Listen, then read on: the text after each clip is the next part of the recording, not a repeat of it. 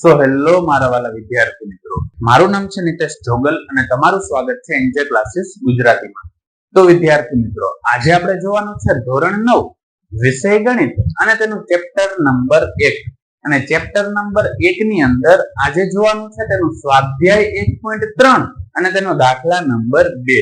અને આની પહેલાના અથવા તો જે પહેલા ચેપ્ટરના અથવા બીજા ચેપ્ટરના કે 9મા ધોરણના કોઈ પણ ચેપ્ટરના જો તમે વિડીયો જોવા માંગતા હો તો ચેનલ પર જઈ ત્યારબાદ તેના પ્લેલિસ્ટ ની અંદર જાશો એટલે જે કોઈ પણ ચેપ્ટરના તમે વિડીયો જોવા માંગતા હશો તે ચેપ્ટર ત્યાં અવેલેબલ હશે. જ્યારે તેની પ્લેલિસ્ટ પર ક્લિક કરશો એટલે ઈ ચેપ્ટરના દરેક વિડીયો તમને ત્યાં જોવા મળી જશે. તો આ વિડીયો જોયા પછી એને પણ જરૂરથી એક વખત ચેક કરી લેજો.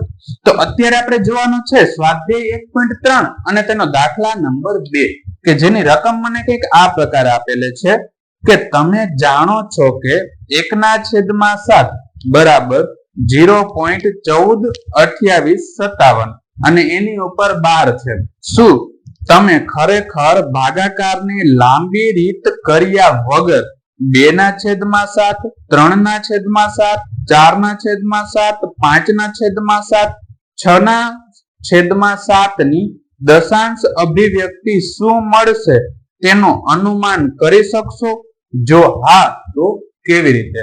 આપણે ભાગાકાર નથી કરવાનો, એમાં જે પદ આપ્યા ને એમાં ભાગાકાર નથી કરવાનો, પણ આપણી પાસે જે 1/7 ની કિંમત છે ને તેને અનુલક્ષીને જ સાદુરૂપ આપવાનું છે. તો કેવી રીતનું આપવું એ આપણે અહીંયા જોઈ લઈએ. તો આ પ્રકારની આપણે કંઈક રકમ આપેલી છે અને આપણે શું શોધવાનું છે કે સૌ પ્રથમ તો શોધવાનું છે 2/7. હવે જો 2/7 નું મૂલ્ય શોધવું હોય તો 2/7 ને આમ લખી શકું 2 ગુણ્યા 1/7. આવું લખી જ શકાય ને, કેમ કે અહીંયા કઈ ના હોય તો આપણે 1 લખી શકીએ. 2/7 ને 2 ગુણ્યા 1/7 લખી શકાય. હવે જો સાદુરૂપ આપવું હોય ને તો શું કરવાનું ખાસ યાદ રાખજો. 1/7 ની કિંમત આપણે ખબર છે ને આ 2 છે.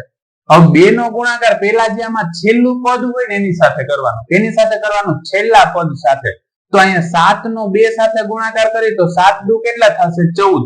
તો 14 નું શું આવશે? ચોગડો આવશે. એટલે છેલ્લે તમારે 4 લખી નાખવાના. એટલું યાદ રાખવાનું છે, છેલ્લે શું લખી નાખવાના? 4. હવે શું કરવાનું કે જો છેલ્લે 4 લખી નાખ્યા, હવે એક શોર્ટકટ ટ્રીક સમજાવું છું, પછી હું તમને આખી રીતે સમજાવીશ. શોર્ટકટ ટ્રીકમાં શું છે, અહીંયા 4 આવ્યા, આમાં જોવાનું 4 છે, 4 ની આગળ શું છે? 1. એનાથી આગળ જાય તો હવે એની આગળ કઈ બીજા અંક નથી એટલે અહીંયા છેલ્લે પાછું આવતું રહેવાનું. એની આગળ શું છે? 7. હવે એની આગળ શું છે? 5. એની આગળ શું છે? 8. એની આગળ શું છે? 2. પછી 4 તો ઓલરેડી આપણે લઈ લીધા છે તો એને લેવાનું નથી. આગળ અહીંયા પોઈન્ટ કરીને 0 મૂકી દેવાનું, ઉપર કરી દેવાનો 12. આ થઈ ગયો આપણો જવાબ. આને જો ઓરિજિનલ રીત પ્રમાણે કરવું હોય તો કેવી રીતનું કરવાનું એ પણ તમને સમજાવું છું. આપણે શું કરવાનું, પેલા તો 2 નો ગુણાકાર 7 સાથે કર્યો તો 7 દુ કેટલા થઈ ગયા? 14. 14 નો ચોકડો વધી પડી 1 યાદ રાખવાનું. પછી આ 2 નો ગુણાકાર કેની સાથે કરવાનો? 5 સાથે. તો 5 દુ કેટલા થશે? 10. 10 ને 1 એટલે કેટલા થાય? 11. તો 11 નો એકડો ને પાછી વધી પડી 1 યાદ રાખવાની. પછી શું થાય કે 2 નો ગુણાકાર 8 સાથે કરવાનો. તો 8 દુ 16 ને 1 17. તો 17 નો સાતડો ને વધી પડી 1 યાદ રાખવાની. હવે જોઈએ તો 2 નો ગુણાકાર કેની સાથે કરવાનો છે? 2 સાથે. તો 2 દુ 4 અને 1 5 એટલે અહીંયા 5 થઈ ગયા. હવે 2 નો ગુણાકાર કેની સાથે કરવાનો છે? 4 સાથે. તો 4 દુ 8 એટલે અહીંયા 8 થઈ ગયા અને 2 નો ગુણાકાર 1 સાથે એટલે 2 1 2 એટલે અહીંયા 2 થઈ ગયા. બરોબર. આ પ્રકારે તમારે આ પદ લખવાનું થાય. બરોબર. જો તમે એ રીતે લખો તો પણ હાલે અને બાકી જે મેં અત્યારે રીત તમને કરાવેલી છે એ રીત કરશો તોય હાલશે, કેમ કે આની અંદર જે કોઈ પણ અંક છે ને સતત રિપીટ થાય રાખશે. એટલે જે કોઈ પણ જવાબ આવશે ને આ અંકમાંથી જ આવશે. એટલા માટે આ રીત છે આપણે આની અંદર કરી શકીએ છીએ. છતાં પણ આમાં જો કોઈ પણ જગ્યાએ તમને કોઈ પણ પ્રકારનો પ્રશ્ન રહી જતો હોય તો કમેન્ટ સેક્શન ની અંદર કમેન્ટ કરીને જરૂરથી કહી દેજો. હવે જોઈએ આપણે 3/7. 3/7 એટલે આને લખાય 3 ગુણ્યા 1/7. હવે 3 નો ગુણાકાર પેલા ક્યાં કરવાનો? 7 સાથે કરવાનો. તો 7 તેરી કેટલા થાય? 21. તો 21 નો શું આવશે? એકડો. એટલે અહીં એકડો લખી નાખો. હવે 1 ની આગળ કઈ છે કે નથી તો ક્યાં આવતું રહેવાનું? છેલ્લે. તો 1 ની આગળ અહીંયા શું થઈ જશે? 7. પછી એની આગળ શું થઈ જાય કે 5. એની આગળ શું થઈ જાય કે 8. પછી એની આગળ શું થઈ જાય કે 2. એની આગળ શું થઈ જાય કે 4. હવે એની આગળ 1 છે તો ઓલરેડી આવી ગયા એટલે અહીંયા મૂકી દેવાનું 0 અને અહીંયા આગળ આપણે કરી દઈએ 12. સેમ ટુ સેમ રીતે હવે આપણે જોઈએ 4/7.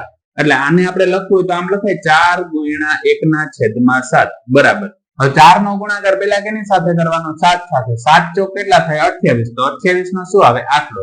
હવે જોઈએ તો આટલાની આગળ શું છે? 2 છે. એની આગળ શું છે? 4 છે. એની આગળ શું છે? 1. હવે ત્યાં પૂરું થઈ ગયું તો છેલ્લે આવતું રહેવાનું. ત્યાં શું છે? 7. પછી શું છે? 5. પછી 8 છે તો ઓલરેડી આપણે આવી ગયા છે એટલે એ પોઈન્ટ કરીને ઉપર કરી દઈએ 12.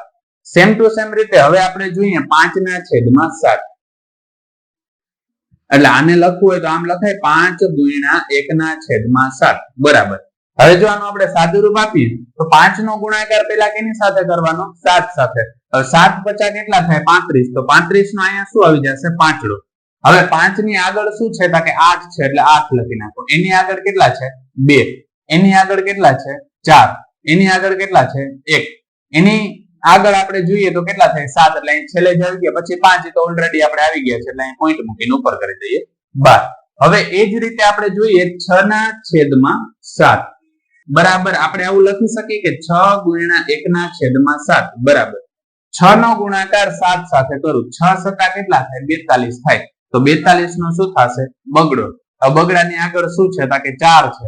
4 ની આગળ કેટલા છે? 1 છે. એની આગળ જોઈએ તો કેટલા થઈ જશે? 7.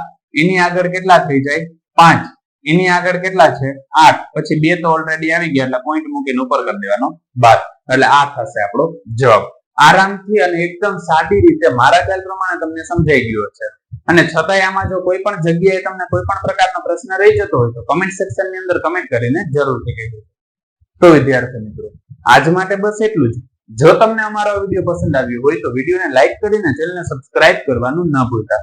કારણ કે જ્યારે તમે વિડીયોને લાઈક અને ચેનલને સબસ્ક્રાઇબ કરો છો ત્યારે અમને મોટિવેશન મળે છે અને આ જ પ્રકારના વિડીયો અમે તમારા માટે બનાવી શકીએ છીએ. ધન્યવાદ.